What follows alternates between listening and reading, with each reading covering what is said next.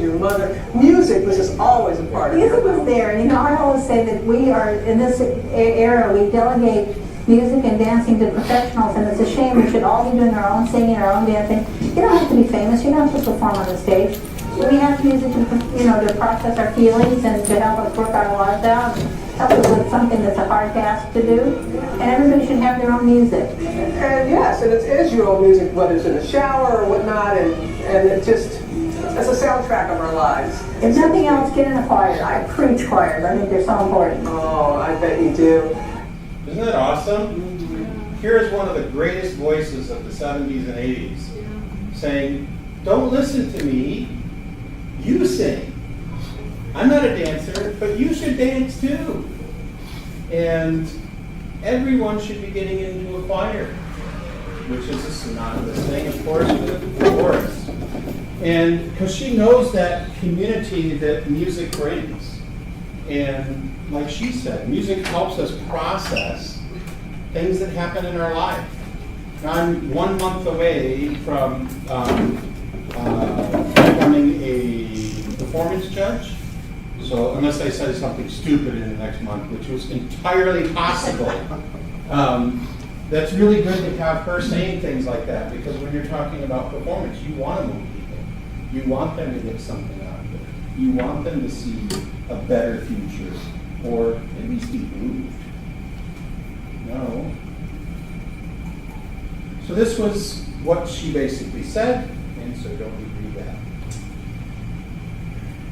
You already know the answer to this one. What is it? American Idol.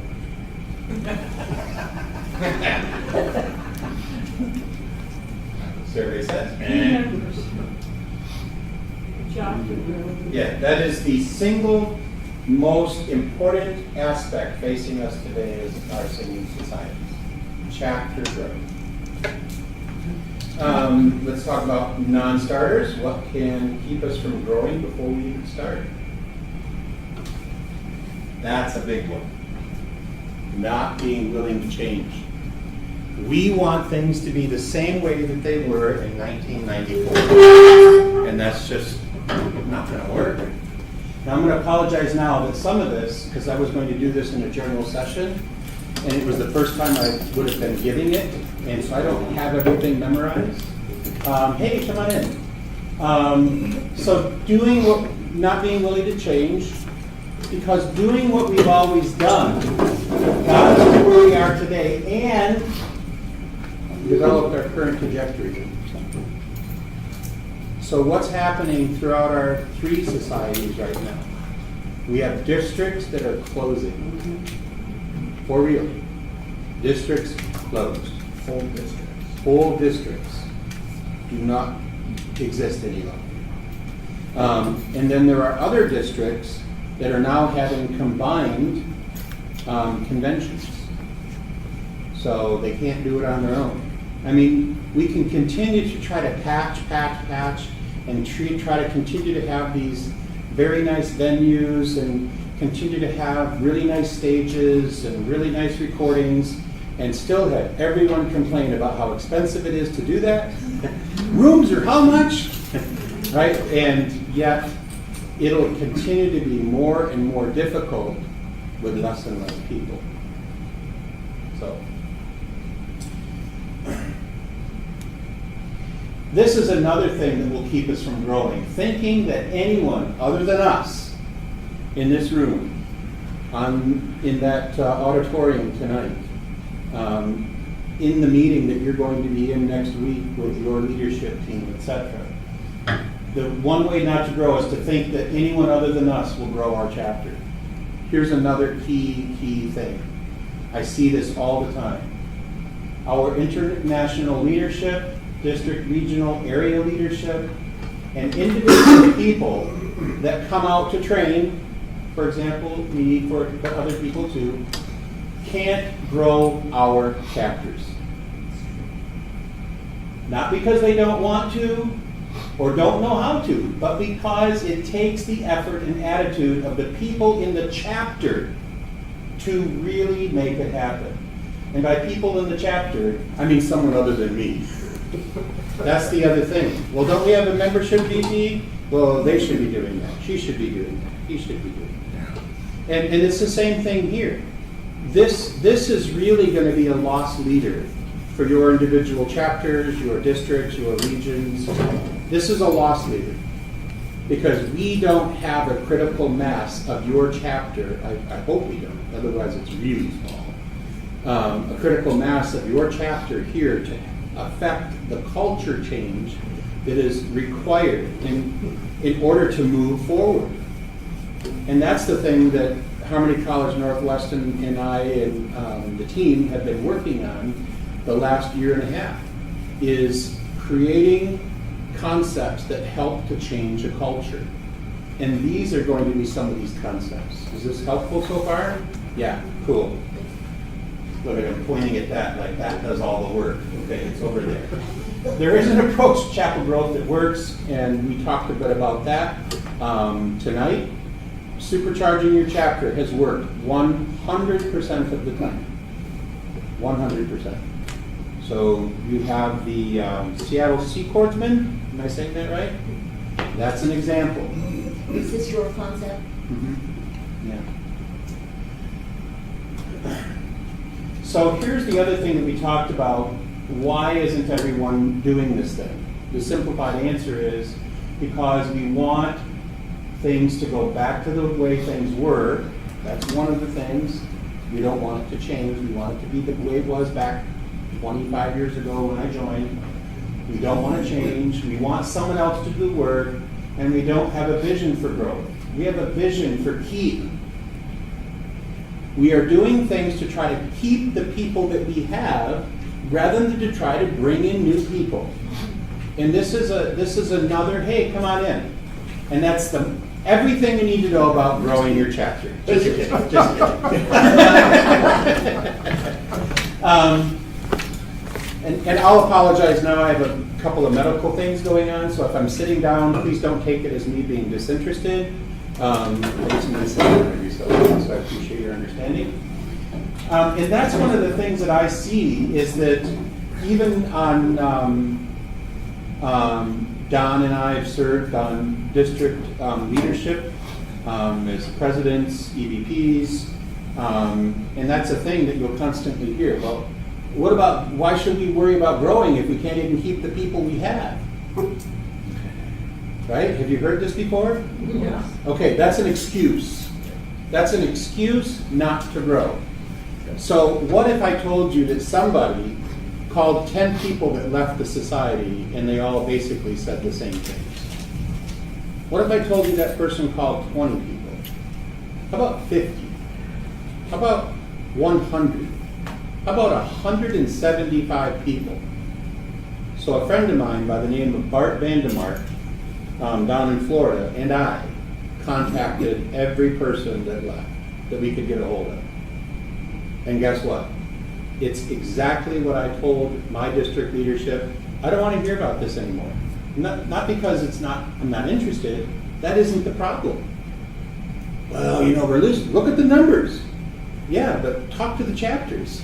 How many of them are going, we're losing people left and right, we don't know why. And then we hear, well, it's because they don't have good directors. Well, where are they? I'm not hearing that from any of the chapters. So why are people leaving? This isn't in here, so this is kind of extra bonus track stuff.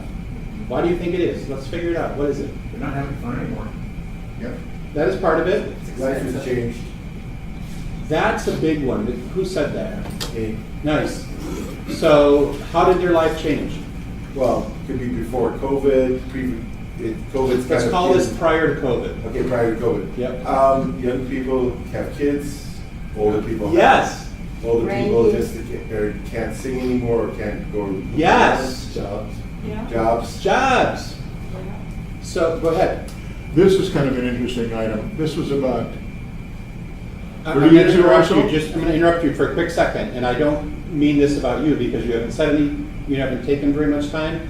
Here's one thing that I forgot to mention. if we have things to say, let's try to say them in 30 seconds in less, and then we can all move on together, yeah? Okay, and I was late in paying my dues. I got a very thick letter from the society headquarters with a vast questionnaire. They wanted to know everything from the day I joined until they thought I was leaving. yeah. They wanted to know everything about it. Did I hold an office? Sing in a quartet? Did I compete? And all this other stuff. Everything. They wanted to know. Yeah. They really did. Yeah, so here's the other thing that I'll say, is that this is just me personally. Please don't take this as any kind of negativity to our societies or anything like that. But I'm kind of over surveys. I'm just kind of over surveys. I mean, because we take surveys, the 30 plus years that I've been in the society, the surveys all say the same thing over and over and over. People haven't changed. And the kinds of things as to why people are leaving is, hey, teenagers discover girls, Yeah. or boys, or Yeah. football, or cheerleading, or they go off to college, or did I sound Canadian when I said college? Okay, sorry. What's wrong with that? Yeah, I went to college in the Upper Peninsula, so I operate. My wife was born in the Upper Peninsula, and we have friends named Don and Dawn, and I could not tell you whose name she's saying first. It's Dawn and Dawn. Like, yeah, exactly. But anyway, what about college again? I forgot what I was doing here. Oh yeah, they leave to go to college, then they get their job, and then that's busy. And there might be intermittent time that they can, be with us or try this out. And then they have kids, and then it's soccer, and it's t-ball, and it's all these other things until at some point you have discretionary time. And then But then it reverts. Huh? Then it reverts again. Then Yeah. it's about the grandkids, or my Yeah. husband's retired and we want to Yep. travel, and, Sure. Because Then it's you're my taking taste. care of your parents. Yeah, it goes Yeah. inside. But then they can't afford it. So these are all the things that are why people aren't staying, are life things. Yeah. You cannot underwrite against life choices. At least I don't want to be a part of a society that says, no, this is more important than your family or something like that.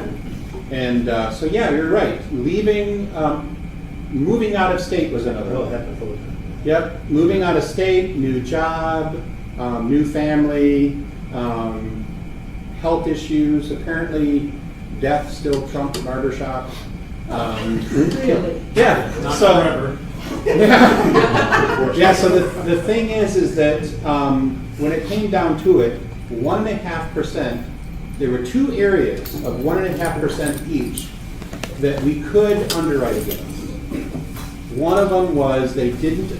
One of them was that they wanted to sing with their spouse and they couldn't, and so they went to the community choir. That was 1.5%. The other 1.5% was they didn't agree with chapter leadership. So we contacted chapter leadership, and we went, and they said, "Yeah, that guy."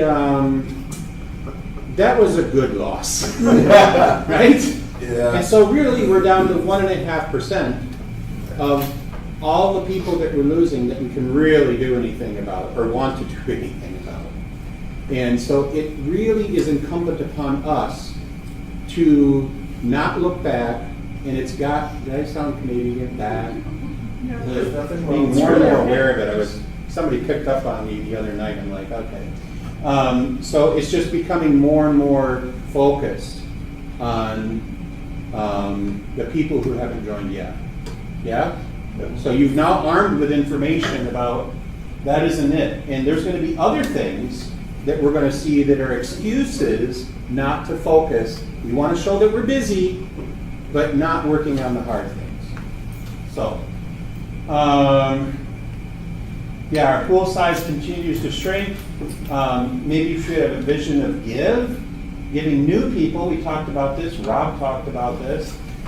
new people the opportunity to enrich their lives and giving to others in our community. Not being willing to try new things that work, and more importantly, trying new things that may not work when we try them. There's more information on this later. Wait a minute, Paul, you're saying that we should try things that may not work? Yeah, absolutely, yeah. It may work. It might work. But the other part is even if it doesn't, why is that a positive thing? Because you never know. You've ruled something out. What's that? You've ruled something out. You've ruled something out. You know more. Yeah, so we're going to talk more about that in a little bit.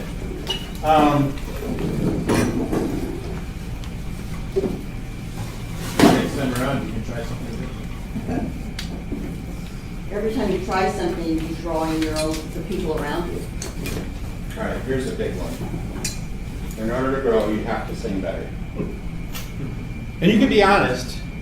Are there people in your singing group that believe this? It could be you. You don't have. We're not going to out anybody tonight. So here's the thing. If that were the case, now anybody heard of the group called the Ladies? Yeah. So they spent a week at my house. We coached every day. Concepts, next level, moving people, etc., etc., etc., musicality. So the thing is that I like high-level singing, but I'm here to tell you, here's the problem with that premise. So you're saying that singing at the 70s level is more attractive than to new people than someone singing in the 60s, right? No, using that premise, that has to follow.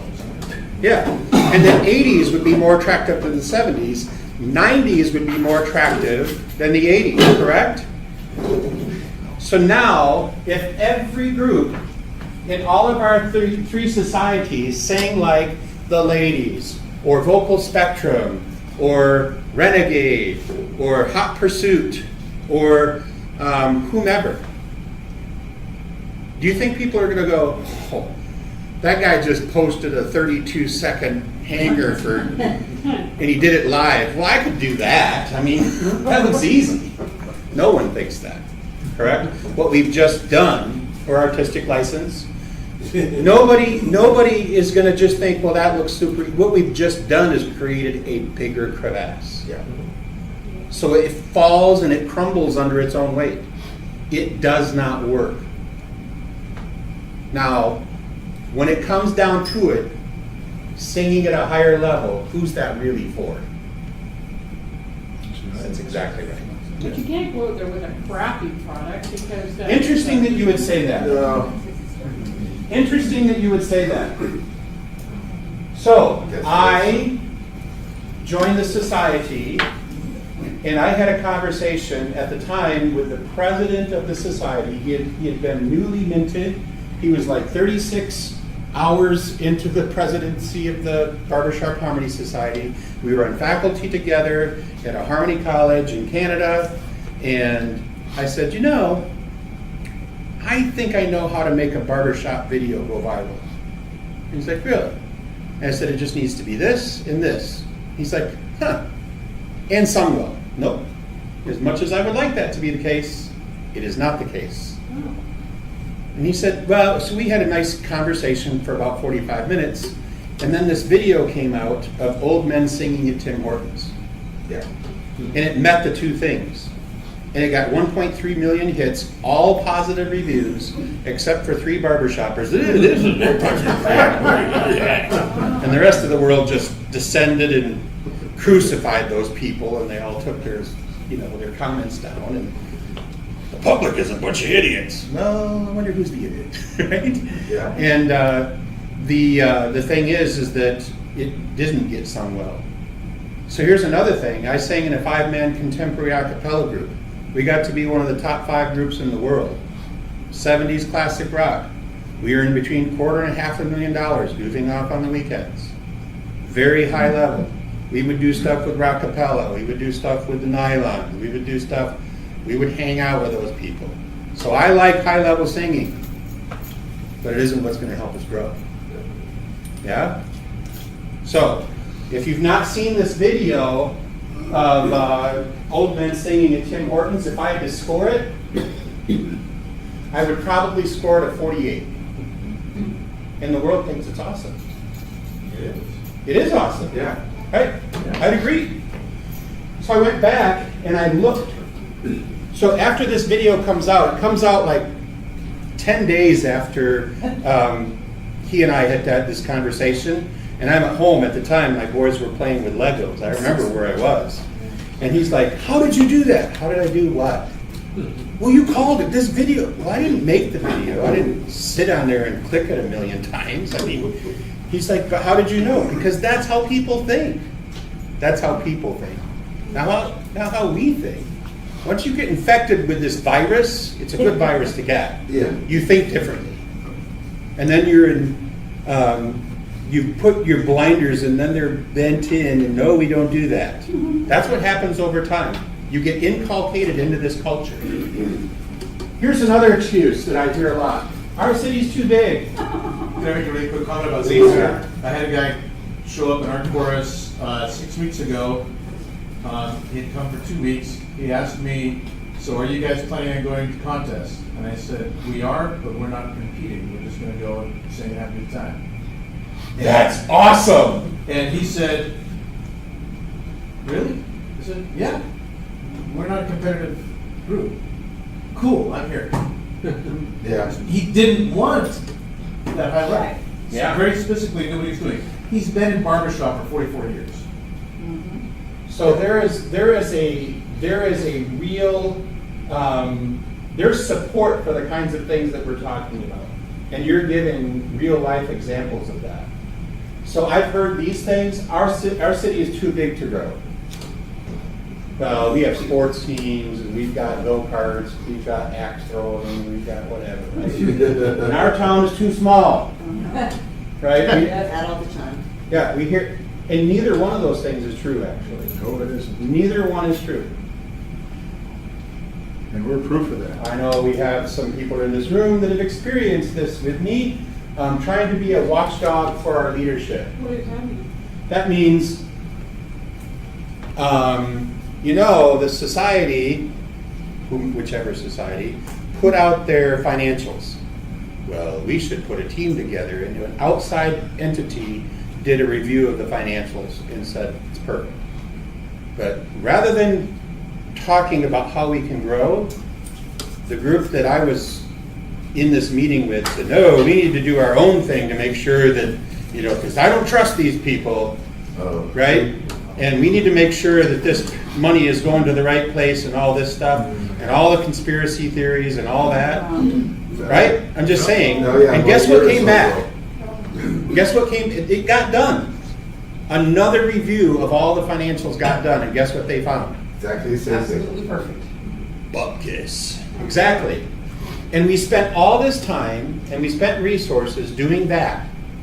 Well, good thing we kept them in line. Now they know we're watching, right? What is going on? Maybe we should actually grow because I'll tell you what, financials will be a lot better if we don't have, 15,000 members in our society. We have 115,000, right?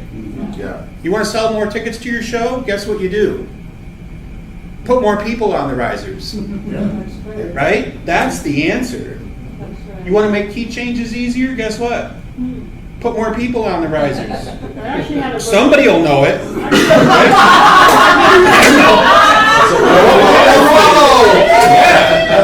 Follow that lady. Follow that guy. We had a lady in our chorus, she says to me, I don't want any more ladies in our chorus because she says, then we won't be able to compete in that division. And I'm like, are you nuts? I'm like, how crazy is that? I'm like, no, we want all the ladies to come in our chorus because we'll compete in every division. Well, isn't that an interesting thing? When we talk about this, we're going to keep taking sidebars if that's okay with everybody. Yeah. Awesome. So that's the interesting thing about what level of singer are we looking for? This is before I did contemporary a cappella. When I joined and I heard the barbershop group that I joined, I went back and looked at their score. Guess what they scored the year that I thought they were amazing? Like, man, I want to do that. 55? 48. 48? Wow. Again, 48. And that was their good stuff. Hey, Glenn. And that was their good stuff, right? And so here's what it comes down to. Here's the next thing that happens when you talk about the makeup of what kind of chapter we need to have. It's almost like driving on the highway, right? Those people that drive slower than you are idiots, and those people that drive faster than you are jerks. And you're driving the perfect speed, regardless of what the speed limit is. And it's kind of like that too. When we have singers, anybody that sings below me, well, we don't need them, but all these people that are, yeah, I'm part of this group, right? It's wherever you're at. What if there's people here thinking, well, we don't need you because I'm at this level? Again, this starts to fall and crumble under its own weight. Who do we actually need? Everybody. People who like to sing and they think they can't because wherever they've been singing, there's no part that fits their voice. So let me encourage them in So I like something. you to say, please. I stop. love this. So I'm going to share something with you. I've heard it said that everybody on the planet can sing. I've heard that said. Yep. And then anyone can learn to sing. Well, the theory is you wouldn't know the difference if it's grandma or grandpa if you can't tell the difference between those, right? Well, I went out and I said, you know what? Prove it to me. I want to see the video where you train somebody to match pitch. Guess how many videos there are? With rounding, 0. There was a. So, just real quickly, so guess who's starting to make them? You. Ah. I'm making them. And I'm learning a ton. And it's awesome. It's really awesome. It's giving me goosebumps. You want to know that this is another sidebar thing. You want to know one of the really cool things I just figured out? I was out in Mid-Atlantic District, Pennsylvania. Nope, New Jersey. New Jersey. Same thing. No. For us on the West Coast, yeah. I'm an American, and I am by design, by being an American, I am horrible at geography. So, if you ask, what's the capital of the United States? Cincinnati. Cincinnati, yes. Okay. So I started to do these things, and what I found is it's just a matter of variance. It's almost like when the kids first pick up the baseball, they're not going to hit it the first time. If they haven't swung the bat 20 times, they're not going to be anywhere close. So if they haven't tried to match a pitch, they're not going to be anywhere close. So at first I start with, a low note, high note, and then I try to do like maybe a sixth, because you don't want to use a fifth, because sometimes they sound alike to people. You've ever experienced that in a chord? You're like, is that an octave? No, it's a fifth. Yeah. Right? So it can seem a little weird, but then you just start honing them in, and here's the really cool thing that I figured out the other day. I start with, here's your first note. Da, da. Is the second note higher or lower? And they go, it's higher. Da, da, lower. Da, da, lower is what they'll say. Really?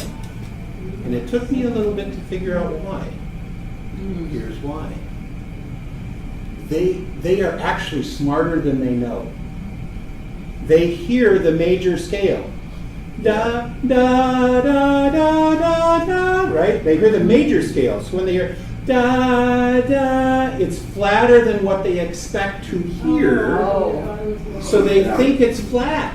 So it's lower than it So needs to then be what I supposed did, to. so then what I did, and I don't know how to play, I just knew how to hit keys that are all next to each other. I started playing the, what's the scale I'm looking for? Thank you, the chromatic scale. And then I start doing half steps, and then they can get it. Because then they have the chromatic scale in their head rather than the major scale. Right? Isn't that cool? So it's those kinds of learnings, and I tell people, I will train anyone in the country as long as I can record it and it's there to help someone else. That's the only thing I ask. Isn't that cool?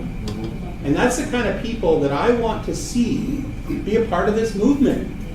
We're going to need people that can edit those.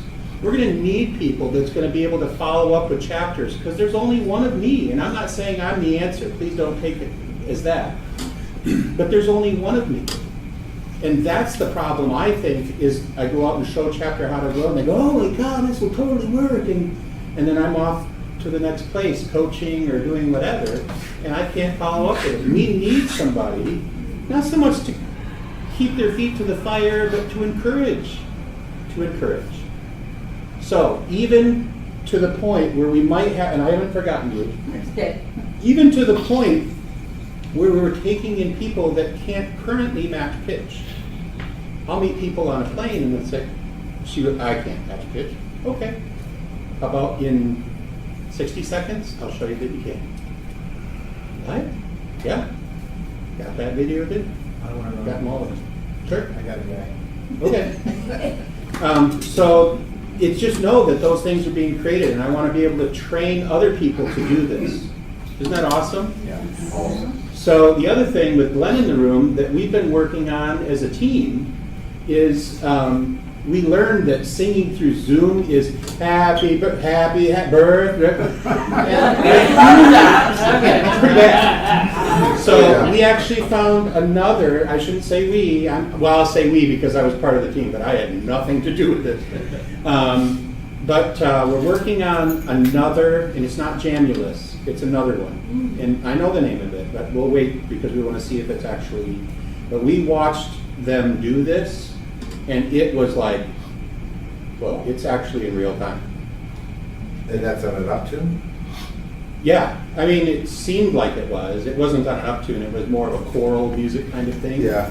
And, but it was like, okay, this would work. And Harmony College, the Growth Initiative team, the Boundless Growth Initiative team, we're looking to try to purchase this software and any equipment and make it available to people so that they can have multiple locations for their chapter meetings, where now you can have 5 people meet at someone's house. Just have someone be the sunshine person and say, hey, welcome, I'm glad you're here tonight. I got cookies. Oh, cookies? Well, I think I'll go to that. So, questions? Oh, I think you just pretty much, the fact that you're doing, that you are making that is great. There was a small community class that a voice teacher did. She called it Singing Beyond the Shower. Yeah. And we had 2 people in the class that just couldn't. I mean, the guy played his guitar, he couldn't even hit the same notes on his guitar. And in 2 weeks, she had it. Right. And it didn't take that long.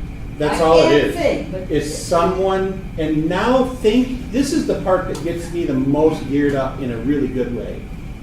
Think about the level of enjoyment that young man, or I don't know, When old you man. finally meet his own guitar. Right, he could actually sing. He's been told he can't, but he can. Yeah. Because someone took the time and cared.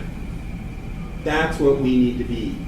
We need to be carers of other people's, the horrible experiences that they've had. We need to be there to help build them up, to love on them. Yeah? I mean, that sounds like the life I'd like to have, where I'm just helping people. Okay. Awesome. Isn't this fun? Okay. Yep.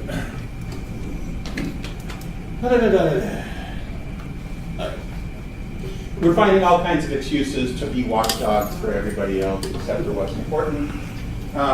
Growth stalls about anything. And I truly mean that. When I'm talking about 50 members, 100 members, 250 members, here's another problem. We're going to jump ahead. So Seattle Seacordsmen, anybody in here? Okay. So that's one of the chapters that I went out, and that's the example that I gave this evening, is that they had 24 members. I showed them how to grow. 6 weeks later, they had 51 members. And that was several years ago. And guess how many they have now? About that. 51 members. Yeah, about How that. many? Oh, So really? here's the thing. I'm trying to just find all these things that are going to keep us from growing ad infinitum. Professor Gutowski would be happy that I actually used that because I was a math major. All right, so here's the problem. When you get to 50 members, something changes. Name any of the things that you think would change in a 50-member group. Too many fruit flies in the jar. Yeah. You know, when you have a certain number of fruit flies in a jar, they will multiply, and when it gets to capacity, then they'll die off. And what Mhm. happens is you lose the closeness, and they start breaking into smaller groups. That's the key right there. So think of it this way. It's another simile. See, Jackson would be proud of me, son. So it's another simile. It's like Cheers. Once it gets to be over 50 members, 60 members, not everybody knows Art when he walks in. Art! Right? I met Art today, and he and I are going to hang this weekend and have an awesome time. But after 50 members, you lose that, yes? Yeah. And then the other thing that happens is it gets to be more of an administrative difficulty, trying to keep, now you're herding 72 cats. And that's really difficult. And people are goofing off on the risers and all this other stuff. And then the other thing that happens is this session is really designed for the chapters like Scott was talking about that are not driven to be a competition course. Because did you know what percentage of the chapters in the Barbershop Harmony Society, I know what the percentage is in Sweet Adelaide's, but what is the percentage of chapters that do not compete at all? What percentage? Probably about 50. Well, I that's was good. gonna It's pretty say high. 30, 30% don't? maybe 30? More than 50 don't. Guess what it is? 65. 66.6. 2/3 of them don't even compete. They're not required to compete. Nope. Well, see, that's the difference. Correct. Yeah. So I knew the answer to you, to the Sweet Adelines, absolutely. Yeah, and if we get below a certain score, we have to classify it as rebuilding. And we're basically compromising. Yeah, so here's the thing though, So some of that's been solved by open division. yeah. So people But- just want to. Yeah, yep, so let's get back to the thing that Scott was talking about. Everything that we're talking about is not how to create another super chorus. This is a game that we have got to stop playing. Yeah. How many can name a super chorus that existed in the last 20 years that went to international multiple times, maybe top 20, 10, maybe medaled, I don't know, and are no longer even viable, Yeah. Melodies. right? I mean, we can all think of examples, and in many cases, multiple examples, that everybody says, oh, we're going to make a super chorus, and then it works until someone else creates a better mousetrap. Yeah. Right? And all it does, that does not help us. Everybody says that that's growth, and it's not. Because I'm telling you, I know I won't say who it is, but I know someone on the leadership team of the vocal majority. Guess how many members they lose every 3 years? Every 3 years. Probably about 25. 100% every 3 years. It's actually 30%, but we'll call it 90%. So you'd have to replace all of your membership every 3 years. Now, do you think those are people just waltzing in off the street and saying, oh, that looks like fun, I think I'll join that group? No, it's generally barbershoppers that go there and leave a chapter behind. And I'm not saying I'm not saying that to be negative to the vocal majority. I'm not saying that. There are multiple examples of this all around all of our societies where people are joining the super group for themselves. Look, I can get something. Because they want to. And then, because they want a medal, or they want to go to international, or they want to win regionals, or whatever it is, right? Yeah. And then what happens? It is. But then what happens to the chapter that gets left behind? Well, then here's the next thing: it is fun to sing at that level, and then someone creates the better mousetrap and this falls, and guess what the relationship is like now with this group? Not very good. It's not very good. No. So this isn't actually helping us. Just pulling people from other chapters and saying, look how we grew, Yeah. that is not growth. No, it That isn't. is card shuffling, Yeah. right? That is not organic growth. And it's not helping the organization because you're still in the organization, just like moving around the organization. Well, and then we say that we're growing because people will join 2, 3, and 4 chapters. Well, that's not growth either, Yeah. right? That's one person. And that's why we're not seeing as many people at convention, and you see that person that's in 3 quartets and 2 choruses and, okay. All right, we've covered this. Oh, yeah. All right. We can just read these together. Isn't that cool? Yeah. Yeah. I love this. In fact, I heard a guy, it's not a chorus that sings very well, but I absolutely loved what he said. He says, Paul, I got this awesome thing. And cool, sure, bro. And he says, we don't have tryouts. I'm like, we already knew that. He goes, we have try-it-outs. Right? I saw her go, what? Yeah, isn't that good? The next thing is that Art and I had a conversation with, who was your buddy that we were hanging out with? Oh yeah, there's Doug. And I said, so he was sharing with me how he invited somebody to a chapter meeting, and he says, yes, he had a really great way of sharing it. And then he said, so just come with us to a rehearsal one night. And I went, ooh, rehearsal, I don't really like that word. If I'm new to singing, that kind of puts me on edge, because I try to think of it like somebody who hasn't joined yet. And you know what I would say?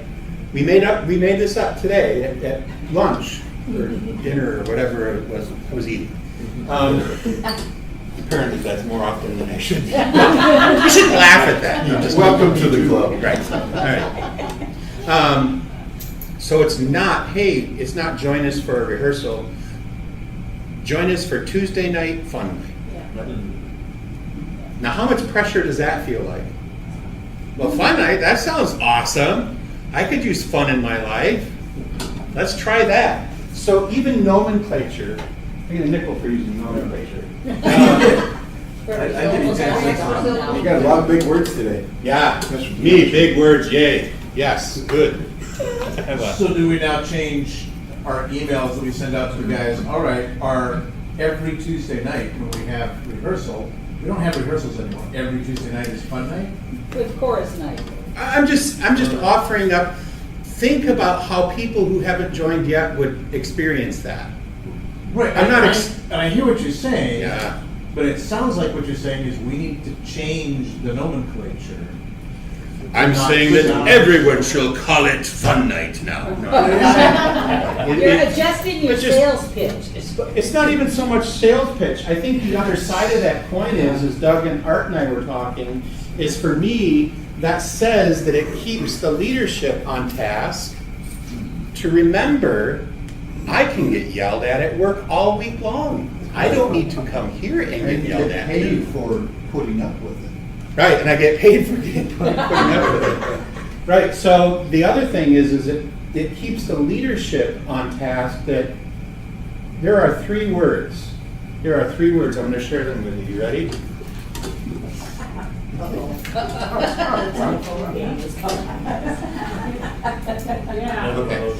So you show up every week to rehearsal because it's what? Fun.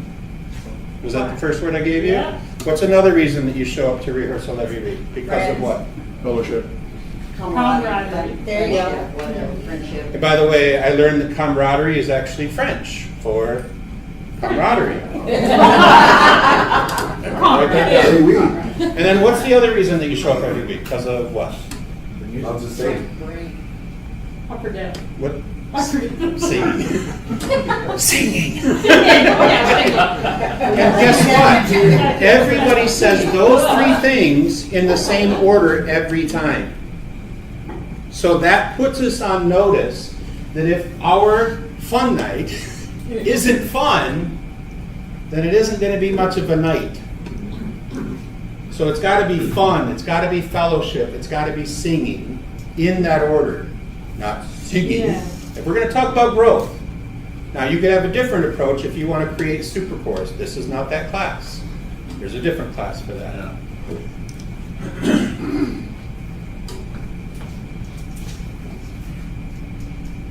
More musical choices, right? If all of a sudden, that was the 50-member thing. So here's my plan. How do we insulate ourselves from the growth that stops? Because the reason that it stops at 50, we already talked about that. The next what you could do is you take 5 people and you plant another chorus. Within the same chapter, you plant another chorus. And the neat thing is that we could have Don directing and we record it, and that 5 people can meet at someone's house, and then the neat thing is now they don't have to travel 45 minutes to come to rehearsal. They can meet there and find other people. Hey, we just get together and we have orange juice and candies and hope you don't have diabetes. Right. And then that grows. And then once that gets to be at 50, we just keep doing this. And the technology is there now. The technology is there. In fact, my vision is that we have directors from around the society that just direct a song for us, and then we play that for all of our chapters all around, and everyone can sing to it, because all you gotta do is rewind. Oh, we don't have enough people to get that key change apparently, so let's go back, and we can do that. Yeah? I mean, it's super easy. Why are we not doing this? We can. More musical choices. If you have 5, 6, 7 choruses within the same chapter, that annual show is going to be pretty awesome. They're going to have to start doing weight calculations to see if 400 people can stand on that stage safely. The other thing is one chorus could say, okay, we're going to learn the general music, but we want to sing show tunes. We want to sing some doo-wop with it. We want to sing, right? We want to meet on a different night. We need to meet in a different location. It all works out, right? Doesn't there still have to be that consistency, so when they come together, they're doing the same thing? Yep. Yep. If everybody's got the same direction, and someone is editing and saying, okay, here's the germane points of this song, we pieced it together, here's the explanation as to why we're doing this, what we're thinking, subtext, etc., so that we're all in the same visual plan. Pretty cool, right? Thinking big. We need to start thinking big. All right, and I'm going to continue to point at that even though it's happening over there. Options for the night. Yeah, we talked about that. More tickets. We talked a greater dynamic change. Key changes. Yeah, I did put that in there. Why do we want to grow?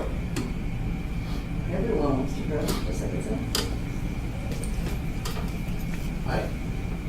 All that is, I'm sorry. I would just say statistically, if you stop growing, then you're He shrinking. lets me use his shampoo, so he goes.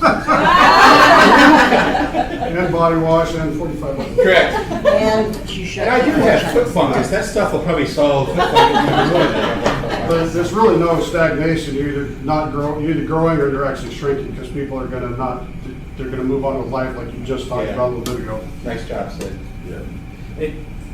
to me, it's, I like the way you put it in that thing that I went to this winter online. It's not so much that I want to grow, I want to make my community happier and healthier, and singing in harmony works.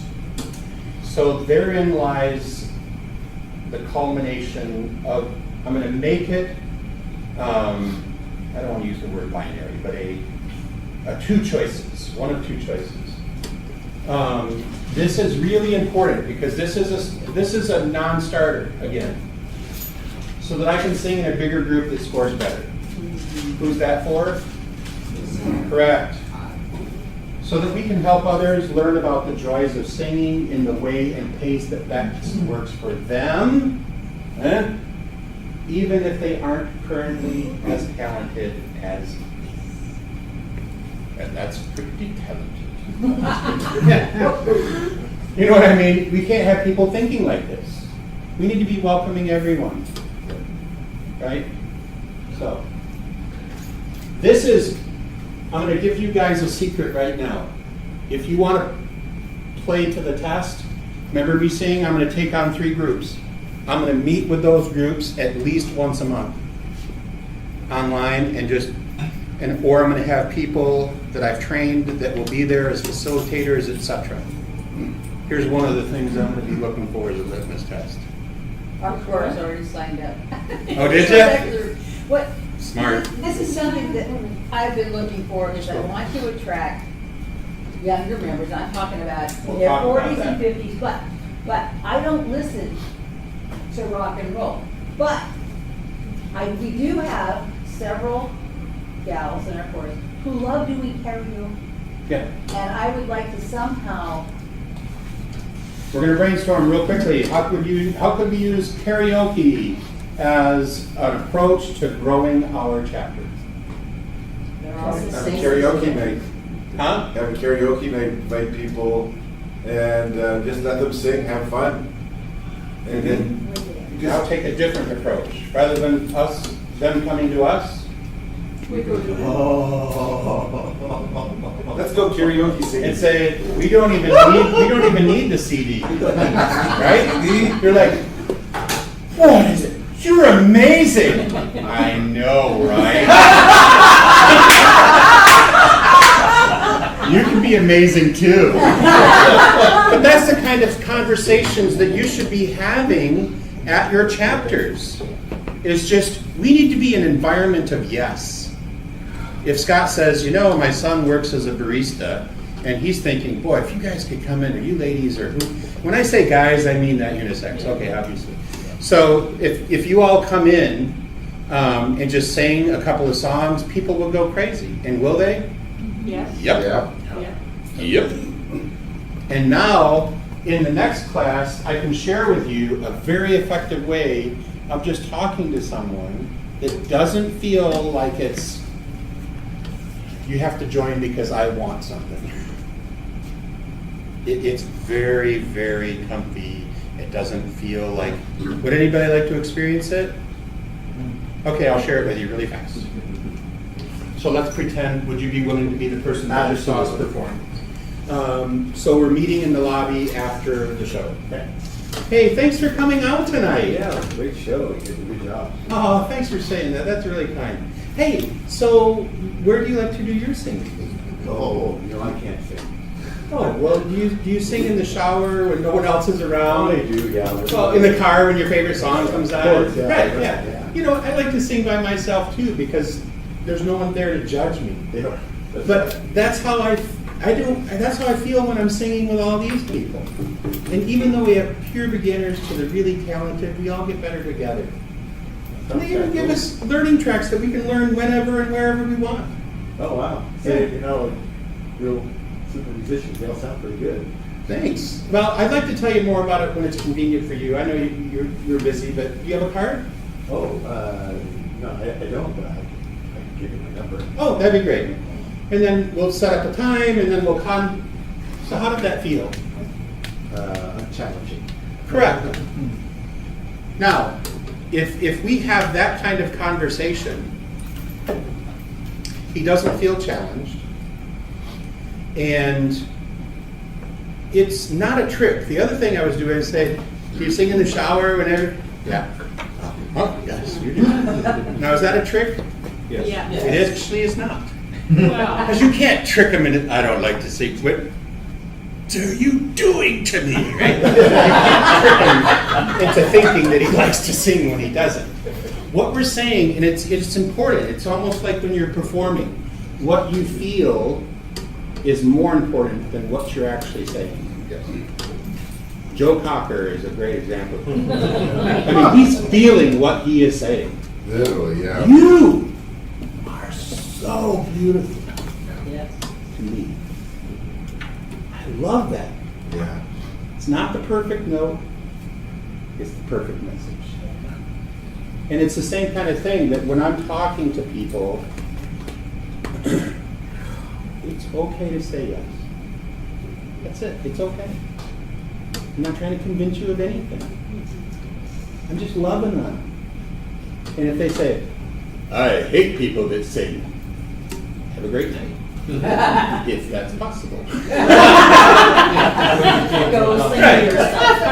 Right, or whatever. All right. Thank you. Okay, so we've talked about the target audience. This is not about creating the super chorus.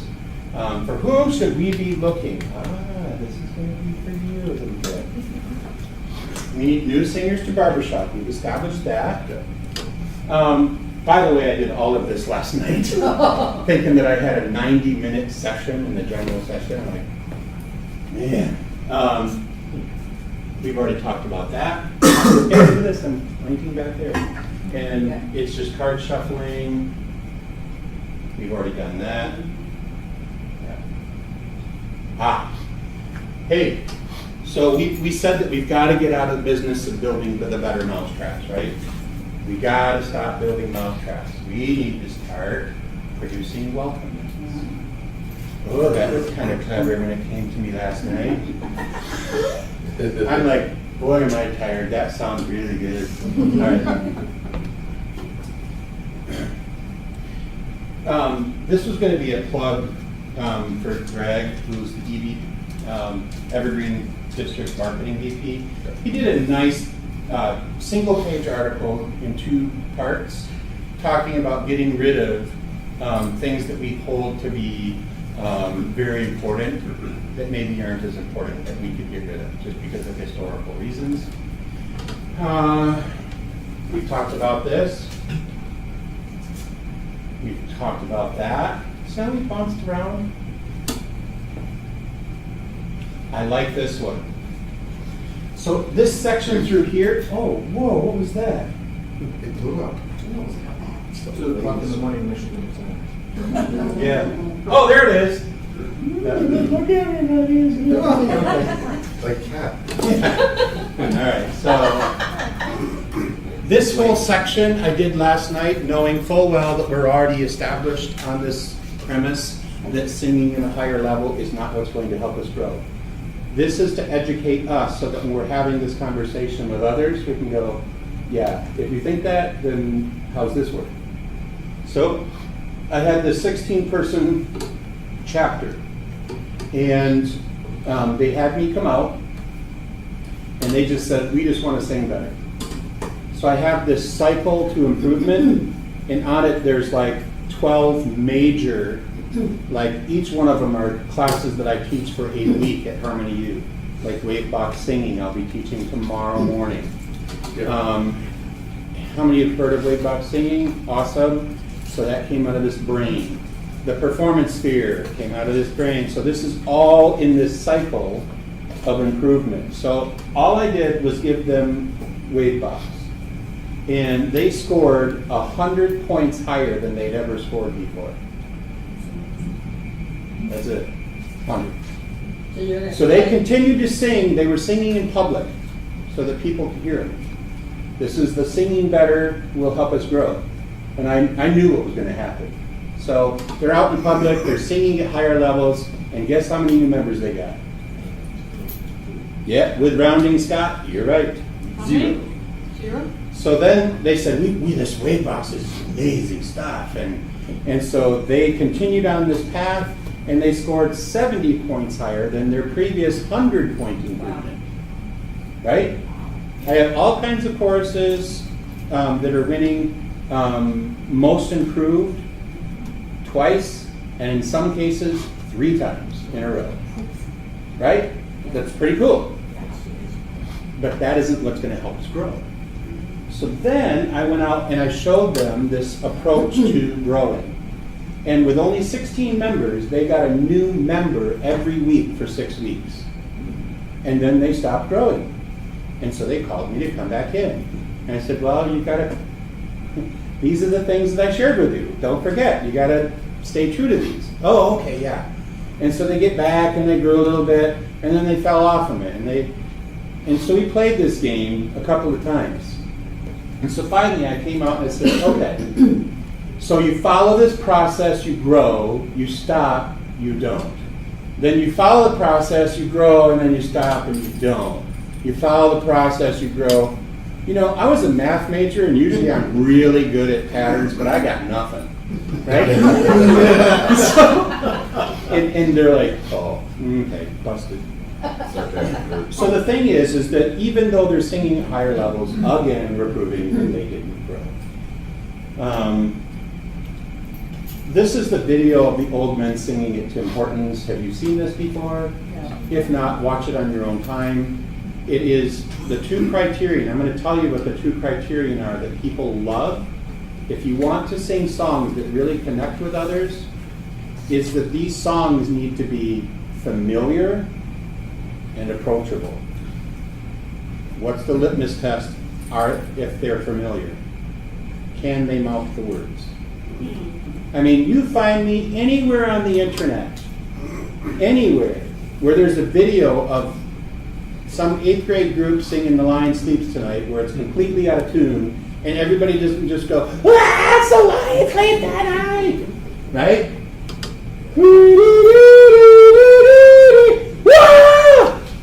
Okay, right? Yeah. But it's The Lion Sleeps Tonight. And why is it so amazing? And it's been a hit in like 7 different decades or something like that. Why is it such a hit? Because there's only 3 stinking chords. Yep. Rock and roll. Yep. So we used to do the a cappella group. We did 40 shows in 40 cities in 90 days.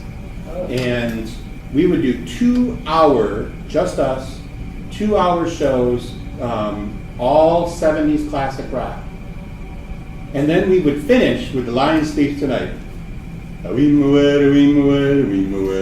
not a bass, but I'm going to sing it now. All right.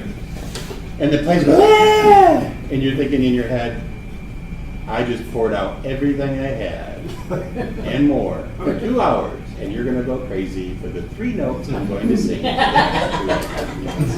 But then you go, yeah, right, bro, yeah. I do remember that I used to get just kind of silly with the song. And we're doing, you know, and stuff like that. And I was putting barn animal noises in there. Ooh, you know, just because it was different. All right. So this is the video that is familiar and approachable, sung at about a 48. Everybody loves it. Barbershoppers do. What song was it again? Can You Feel the Love Tonight? Oh, yeah, from The yeah. Lion King. Wow. So apparently just sing songs with something to do with lions. Right? Lion King, Lion Sleeps Tonight. You're good. So how many people still think sing at a higher level? There's going to be some people in that room back there that are still going to go, nope, I am not moving. Here's the point that I think we can agree on. This is for other people, not for us. When it comes right down to growing our groups, it really doesn't matter what we want. Quite honestly, it doesn't matter what we all think in this room. We're already infected with the virus. It's a good virus to have, but we've already been infected. What matters is what people who haven't joined yet, oh, I need to put an is in there, joined yet want. That's the important part. And that's why this, this ballroom dancing metaphor is so good. Now, we don't have time, if we have time. This group right here, these are, I literally saw a house in Ann Arbor, Michigan. Anybody heard of Mackinac Island? Mm-hmm. I have a house on Mackinac Island. Ooh. So, come say hi. So just in Ann Arbor, I found 2 ballroom dancing places. Didn't pick them, these are the first 2 that came up. This one right here, in their 2.5-minute video, let me see if I wrote some of the stuff that they talked about. In their 2.5-minute video, they mentioned like 11 times competition, discipline, goals, competitors, all this kind of stuff. How does that make you feel? Does that make you like, oh man, I can't wait to compete at something beautiful? Right? There you go. I'm exhausted. Huh? I'm exhausted. Right. I just leave. And then this one, and I found out afterward it was an Arthur Murray. Arthur Murray knows how this works. They say, whether you have any experience at all or mild experience, here's what it might look like after 6 weeks. And then they just show a group and it's like, oh, that's so pretty, right? And then they talk to the couple. It's like, we have enjoyed just learning how each other move and just having fun. And it's a night out, and it's something that is outside of the screen and all this other stuff. And then the lady says, I'm finding that I like to lead. And the guys are like, I'm finding I don't know how to lead, right? So, and then here's what it might look like if you did 12 weeks. And here's what it might look like if you did 18. And we find that the people that are the happiest are the people that sign up for 24 weeks.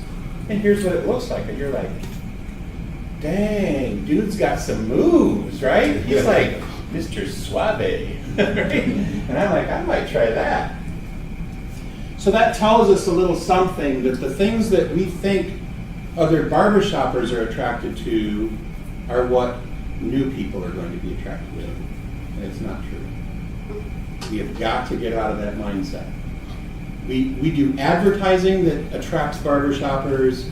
We bring in groups that attracts barbershoppers. We bring in music that other barbershoppers like. You gotta stop doing that. As an example, I mean, I've been in the military. If you go to the state fair and there's an Army booth or Marine booth, what do they have out there? Well, once you roll in the mud and when we turn to eat, I've noticed, here, this is cool, isn't it? You look so cool doing that. You're doing push-ups or here, put on this helmet, hold this gun. And we have really cool things too that we can show them, and they can see themselves in being cool in barbershop, enjoy themselves, ringing a chord or whatever. So can we go off script again? So I thought about something, Sid. So I told some people that were here in the room early that I used to be, I know I don't look like it, but a very athletic person, and could do almost, not quite, I never made it to 30 pull-ups, but I could do pull-ups, I could bench 175% of my weight, etc. And broke lots of bones, over 30 bones, doing crazy stuff. The thrill was, maybe I could do that. Sometimes you could, it was like, wah! Sometimes you didn't, but you had a good story. So I'm thinking about I had this idea of setting a booth up at the fair or festival and say, it's scary in there. It is really scary. I'm not doing it. You do it. All right? I'll do it. Yeah. And it's singing a quartet and get a video of you doing it. And you're like, no. Oh, I'm not doing that. I told you, it's scary, dude. You got to do this. You got to do it.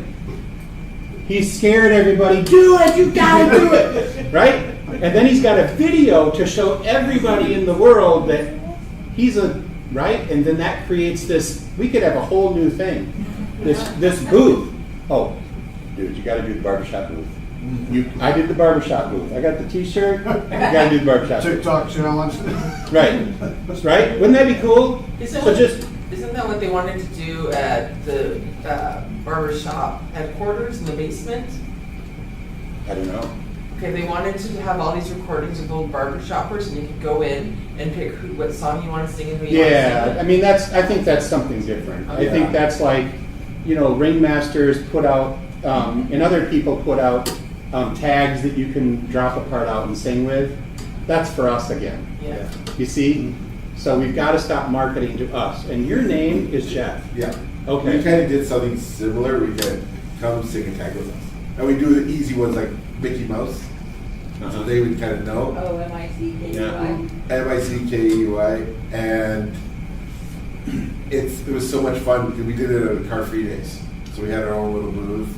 So I think you're onto something. I'm sorry to interrupt you. That's okay.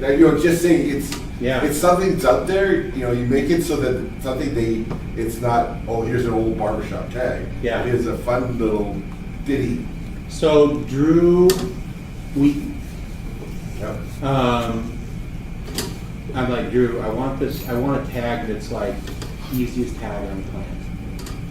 And Layla Marlene. It's only got one accidental in the whole thing. And it's still barbershop, which is cool. Yeah. And I was just taking these new workers. There was 4 girls, and they were trying to find this cave. And I said, I'll show you where it is. It's right over here. And we just hung out, had a fun time. And by the end, I was teaching them a tag. And they were like, this is the most awesome thing ever! Right? Yeah. It's not big enough to go inside. Yeah. So you need to have a very simple tag. Yeah. You need to have one where someone just hold a note. Yeah. And if you need to, fifth wheel it with them. Oh, yeah. And, if they go off, it's still awesome. Make a joyful what? Noise. Right. That's it. A quick follow-up, if you actually do get them at the door of your chapter, don't overload them with, oh, well, look at dues and look at this. Right. Ease them into before you send them to Don't combat. even bring that up for at least probably a month or 6 weeks. I've seen I have a couple guys that like to overkill the, explain a little, they barf everything on them and they never come back. It's just like, So you know how to make, we're going off topic again. You want to know a really cool way to bring that person back? You go and buy 50 blank thank you cards before you go back to your chapter. And then that way, if Paul shows up and you talk to him, and he just ends up coming to Tuesday night fun night, right, Art? Right, Doug? Tuesday night fun night? Paul comes to Tuesday night fun night, and I get some fun, I get some camaraderie, and some singing. Yep. And 3 days later, that night I'm still like, whoa, this was so fun. What? I didn't even know what it was. I never heard music like that. Like, do they make chords like that? I mean, I don't know what that is. And I'm still flying a little high, and then I get something in the mail that's handwritten, and it says to Paul Ellinger. I'm like, what's going on? And I open it, and it says, Paul, it was a real pleasure getting to learn about you, your insurance business, your boys Jackson and Parker, and your wife Amy. We just had a wonderful time. We look forward to seeing you again. Signed by everyone in the chapter. Paul will be back. Paul will be back. That's what Paul needs to experience, is that I belong. Yeah? And not just one guy because he's the marketing VP guy. He's supposed to send this to me. No, every person in the chapter. We're at prime real estate, everybody, right now. Just coming out of COVID, we are in prime real estate. The other thing is we're in double prime real estate because we're coming up. We need to start working on Christmas music here soon, or holiday music. I don't mean to offend anybody, and I'm not trying to be funny. But holiday music, because everyone knows the words to holiday music. It'll be familiar, it will not be very difficult, right? It's like The Lion Sleeps Tonight, there's 3 notes in the whole darn thing. Yeah. You can probably do that. And all these songs are not super difficult. Prime real estate. The old Christmas chorus. Yeah. Yeah, so that's like, what is it, figgy pudding? Do you have that thing in Portland and in Seattle? Yes. Figgy pudding, Yes. right? Okay. What is figgy pudding? Well, it's a contest that the city puts on, and mostly quartets go around the city, and then at the end of the participants, not the participants, but the people who's their favorite. And they normally win about $1,000. Yeah, the lady from Pride of Portland. Mm-hmm. So she took me around and we went hiking and did cool stuff, and her quartet won it. Mm-hmm. Yeah. Yeah. Yeah, we've won it several years, one of our quartets have. Well, the nice thing about the Christmas chorus, they can use the books. And Yeah. we make it, we usually get 2 or 3 every Christmas coming through just because of the Christmas chorus. Here's another way to make it easy. You're onto something, Jeff. You're talking about a concept called seasons. Yeah. That's a really steep on-ramp, join for the rest of your life, but you could do the Arthur Murray thing where it's try an hour a week for 6 weeks and then we're gonna sing 2 songs together and that's that. Yeah. And then invite your friends. You're like, look like you're having fun. Yeah, you should join us. Wait, that new person is bringing in more people? Yeah, right? Cool. Yep. Let's make that a problem. So, guys, with us, So we need to try seasons. Hour long. I cannot tell you how many people that I've shared with have gone to hour-long rehearsals. And they get more done, they learn more music than they ever did with 2.5, 3 hour rehearsals. And it's, let's see if I can do this. Ooh! practices. Oh, look at me. So, that's the other thing is because now what happens, and that's another concept, I think I will be covering it this weekend actually. There's a line that I've discovered as I work with groups, that this line right here is, I know all the words and almost all the notes. And so a lot of groups, we know all the words and almost all the notes, time to perform. And other groups, that's where they start. Ah. And if you don't know which one of these groups that you are, figure this out. Do you have practices where you're learning the words and notes, or do you have rehearsals where you're working on artistry? And if you have only 1 hour, you're probably going to attend more today. So, it's a good thing. Yeah, we thought about the line speak tonight. Yep. We don't bring it up, competition. Okay, and what was your name? Sue. Sue. Accomplished singers and new singers. Yes. Oh, sure. Here's the problem. Yes, is we're open to both. The problem is, I was at a leadership, not academy, a leadership, something that districts would do to bring leadership together from around the country. Summit. Yeah, leadership summit, thank you. And they said, what we want you to do is to get together in teams and talk at these different tables about ways that we can grow our society.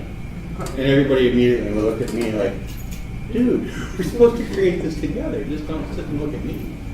And one guy, and I will not mention who it is, or even what district they're from, but they were very proud of their legacy of champions. And he just said, I have to be quite honest, I am tired of training new singers. I do not want to train new singers. He was adamant. And it wasn't like polite. Rob would have had something to say to him. And I said, okay, well, let's just try to make that work. And I think that some people were a little surprised. I'm like, no, we need to be trying different things. We need to try new things. And so I said, okay, so where are you going to get these people? Well, we're going to take them from the community choir. We're going to take them from the church choir. We're going to take them from wherever, right? Well, that's what he wants. He wants people that already know how to sing and are performing. You want to coach them. Yeah. And I said, okay. And so I tried to pursue it as far as we could to make it as good as we possibly could. And I said, the only thing is, what if at the next table is the community choir, and their plan is to take you to the barbershop? Are you going to go? He goes, well, heck no.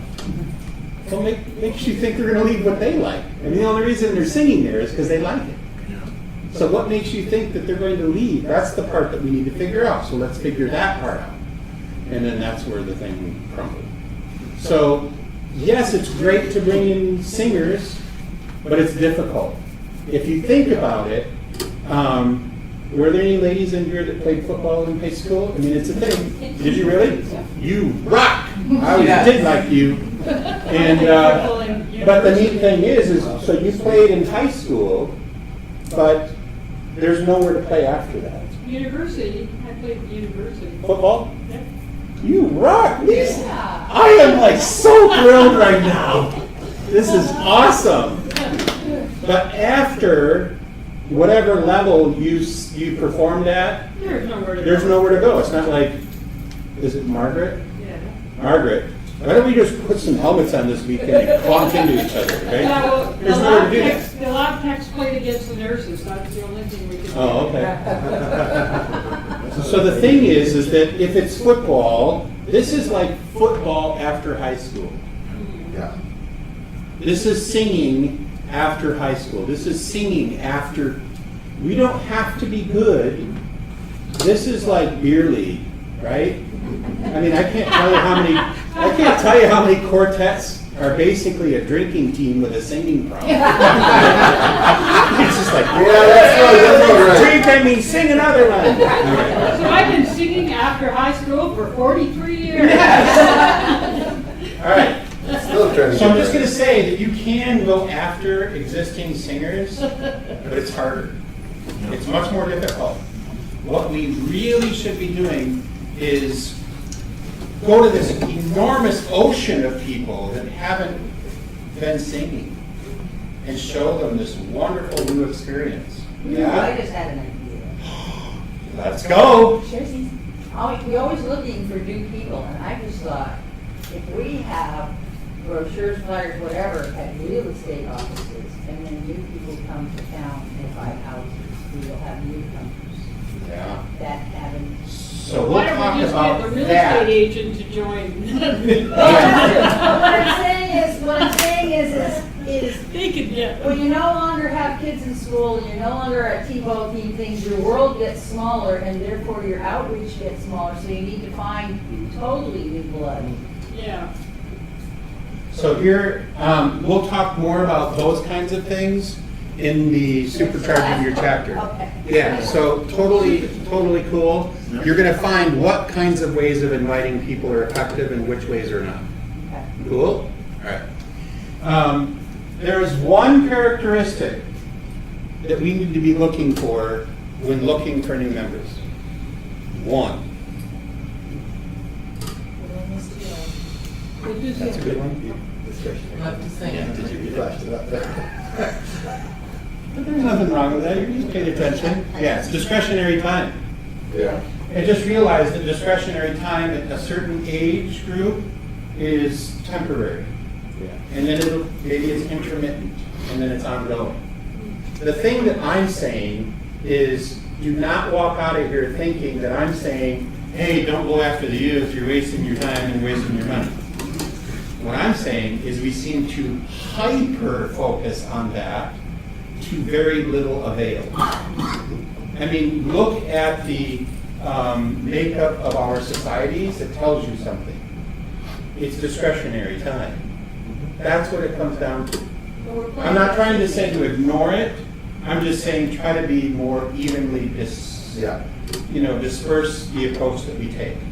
And you were going to say something. I was just saying it's planting seeds. We've had several people through high school, and then maybe into part of college, and then they leave, they go away. But then they join a chapter somewhere else. I mean, they planting seeds. That's very magnanimous. I think that the But we get them for 4 I'm years. just going to tell you that the math of all the resources that we put in and the return on the investment for that, Doesn't work. it really isn't very effective. I mean, there are examples, don't get me wrong, but if we just said, hey, we're getting 85% of everybody that we're getting here, that tells us something. And then let them bring their grandkids, let them bring their kids, let them bring, right? There's other approaches to getting there. But to just go and, let's just go for 16-year-olds. Oh, no, I wasn't Right? saying that. I was just saying. I didn't that think to you be were, but discouraged when I'm just making the obvious point by going to the extreme. Okay. All right. We just had the most unexpected thing happen. We had, last Tuesday, we had 6 early 20-year-olds walk in, kind of sort of off the street. We didn't know they were coming, they showed up. Wow, this is fun. Did they all come together, or they? Yeah. Okay. Yeah, they've been singing together, Dad's music teacher, one of the guys. So here's the next thing that I tell groups that have new people that join like that. is you have them come in for 5 minutes for the chapter board meeting. Say, hey, how do you think we could grow? And whatever they say, you try. Because one, they're going to have awesome ideas. They really will have awesome ideas that people will go, other people that think like us will love this. Right? All right. If you guys could sing a Snoop Dogg song, epic, right? Or whatever. I don't know. Shut up and dance. We'll cover this tomorrow, so I'm going to skip it. This is important. How do we get started? This is the part where we talk about making mistakes is a critical ingredient to future success. So, how many are familiar with the marshmallow challenge? Anybody? You and I talked about it, but you knew about it beforehand. You've seen it? Okay. So here's the gist of it. You get a package of uncooked spaghetti, you get 1 marshmallow, you get a meter of tape, and a meter of string. And your job is in however many 15 minutes to create the tallest structure with the marshmallow at the top. Okay? And so they just did this with random people, and it was always about the same level before it would crumble, or it had to be standing at the end. And then they started doing it with different groups of people. They'd have CEOs of Fortune 500 companies. They had recent graduates of business school. They had kindergartners. They had nurses. I can't remember it, but it's in the video if you want to see it. Oddly enough, out of all the groups I just mentioned and other ones that you would pick, now the ones that won were engineers. Right? We would hope, luckily that's the case, right? Luckily that's the case. Woo, okay, because, but the group that outperformed virtually everyone was recent graduates of kindergarten. Yeah. You know why? No ego. No ego, that's part of it. Yeah, absolutely. They'll try anything. They tried everything. And so and the worst were recent graduates of business school. I mean, they were horrible. Because their job is to find the one perfect approach. And they spent all their time, thinking about the one perfect approach, and then it would, and they would either have no or very low. But what the people that were running this found is that the kindergartners, what they did is they had, in the amount of time, they had built on average, about 6 prototypes. And it would fall this way. Like, what if we tried this? And then it would fall. And what if we tried that? 74 feet later. Just kidding. Whereas everyone else had 1 or 2. And the whole point is, iteration. Now the video doesn't say that, but to me, it's iteration. Is that you learn from the things that didn't work so that you become better at it. And in my humble opinion, my argument would be is that, and if any point you need to go, I think we're getting close to the time, so I want to be respectful of people's time, even as much fun as I'm having, I hope you are too. But the engineers even were learning from iteration. They might have been other people's iteration, right? But they've learned that there's things called resonance frequencies that cause bridges to fall because someone's playing a tuba. It's a real thing. Tacoma Bridge. Yeah. Yeah, the wind. Yeah, Exactly right. right. All right. Resonant frequency. Don't take your mistakes too seriously. I was trying to give a plug to someone from the area, the region. Yeah. Get started now. That is the active ingredient. We haven't decided. This is a really cool one. I do hope that you stick around for this one. So I was at a course, I won't say which one, but it was in Oregon. And this is a couple of months ago. And the director says, hey, just so you know, you're walking into a hornet's nest. I'm like, uh-oh. Because we haven't decided if we're going to be mixed or not. I'm like, okay. So we get halfway through the day covering the things that we're going to cover tomorrow, and the people are like, "Oh, this is awesome!" Right? And I said, "So I hear that you guys there's this debate raging about whether you're going to be mixed or not." And I said, "Do you really need to decide this?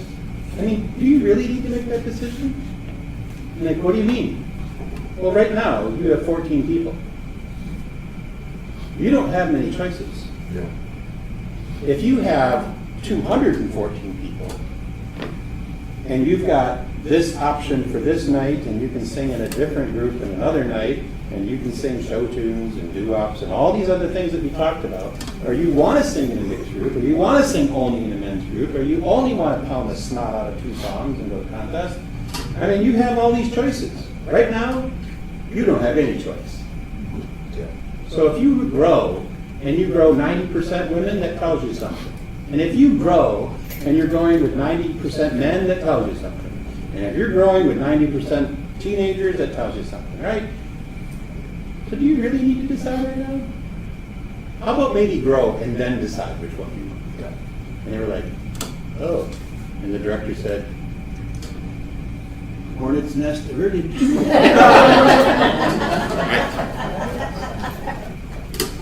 I've done this a few times. This is important. During this phase of starting, do not listen to negative people. Because they have an insatiable desire to create problems for every solution. Right? Yeah. And show how smart they are. Listen to the dreamers. Listen to the newest people in your chapter. I didn't even realize I put that in there. And if you want to jumpstart your learning, consider the second part of this session. I didn't know I put that in either. Okay. So this is going to be backed up. This is the how next. Going back to the way that things were. After you grow to a certain level, people, 60 people, we could crush other groups, and we're back into the competition cycle where and everybody wants to join us, and then when we don't win or we're not getting to that next level, people are tired of working at it, and then it falls again. And this is a big one. We've got 30 members. Good thing we don't do that anymore. That is a real problem. So that's the other thing that I'm going to be looking for when I'm helping to choose these 3 groups. Because my guess is I probably get final say. And I'm going to be working with them. I want people that know I want growth that's going to go on forever. I don't want to have to come back and say, "Hey, don't forget, we need you to be a shining example of growing, not only in number, but growing in your knowledge and understanding of music and musicality and singing and community." And who was it that said that they did something in the community? Okay, perfect. I think that's. Oh, okay. So we talked about those things. Okay. So here's the, if you need the URL to get to that link so you can apply. Just go to harmonycollege.net, boundless-growth, /boundless-growth. There was something I was going to say, and then I'm going to let us all go for the evening. I appreciate your patience, and I'll put it back up. Okay, I don't remember what it is. All right. Hey, I really enjoyed, we're 2 minutes over the official time, but I really truly enjoyed the conversation, the give and take.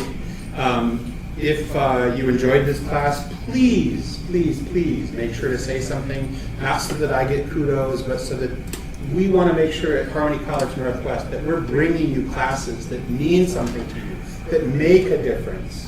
And this is the first time this has been offered.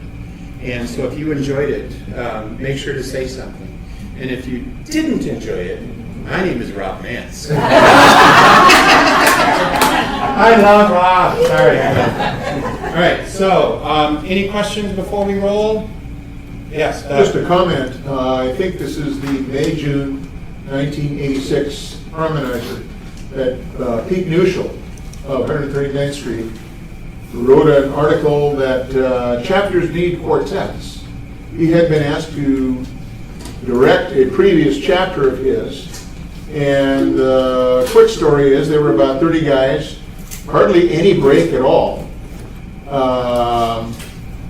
And yet, I think within 5 or 6 years, they were up to 60. And you could barely hear yourself at breaks because of all the quartets that were singing. Barbershop machinery. You bet. And he said one thing that one guy in our chapter doesn't like, and that is even mediocre quartets will improve your chorus. 100%.